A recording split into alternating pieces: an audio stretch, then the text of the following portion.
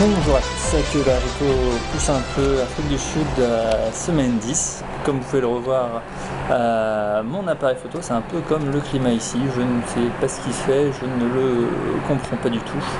Voilà, pour mon appareil photo, ça veut dire qu'il remarche. Et pour le temps, ça veut dire que là, on a eu pour la première fois 3 jours de pluie. Alors, pas exactement en continu, mais vu la sécheresse qu'il y avait, ça fait du bien, ça permet aussi d'un peu rafraîchir. Donc, je sais pas si vous pouvez voir ici, le ciel est gris et il pleut. Voilà, donc sinon, depuis le dernier article que j'ai publié, on a continué à avoir du boulot pardon, à la ferme. En sens où on a donc fini une expérience que j'expliquais qui porte sur les différents soja.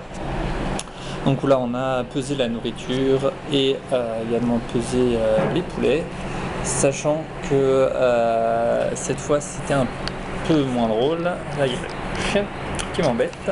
Oui, je t'aime bien. Voilà, dis bonjour à la caméra. Donc où est-ce que j'en étais? Oui, les poulets donc on a pesé, c'est des poulets de 3 semaines.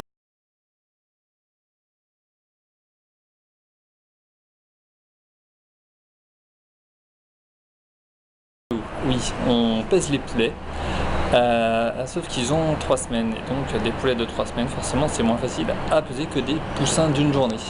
Pour vous donner à peu près un ordre d'idée, donc il y a 10 poussins, 10 poulets par cage. Premier jour ils faisaient à peu près 40 grammes, après une semaine plus tard ils en faisaient 100-150. Après dans les 300, 350, 400, et là au bout de 2-3 semaines ils en faisaient entre 700 et 800. Voilà, ça commence à être de gros bébés, et donc à chaque fois il faut les prendre pour les peser. Donc voilà, ça c'est une expérience qui est terminée. On a une autre qui commence mardi prochain. Et donc entre temps aussi j'ai pu faire joujou avec un logiciel de modélisation, de formulation de nourriture et de modélisation. Donc en fait vous rentrez la nourriture que vous voulez, vous la donnez au poussin dans les conditions que vous voulez, soit la forme que vous voulez, avec la température que vous voulez, la densité, vous choisissez tous les paramètres et après il vous calcule tout ce que vous voulez. Donc évidemment la croissance, l'âge, la mortalité, les carcasses, les taux de lipides, les taux de protéines, les ailes, les cuisses, les becs et tout ça. Donc voilà, c'est assez impressionnant. Et j'ai pu aussi me procurer donc auprès du prof, donc il y a un des chercheurs qui a programmé ce modèle, les équations qu'il y a un peu derrière, et donc c'est ce que je suis en train de potasser en ce moment. Et voilà, c'est très intéressant.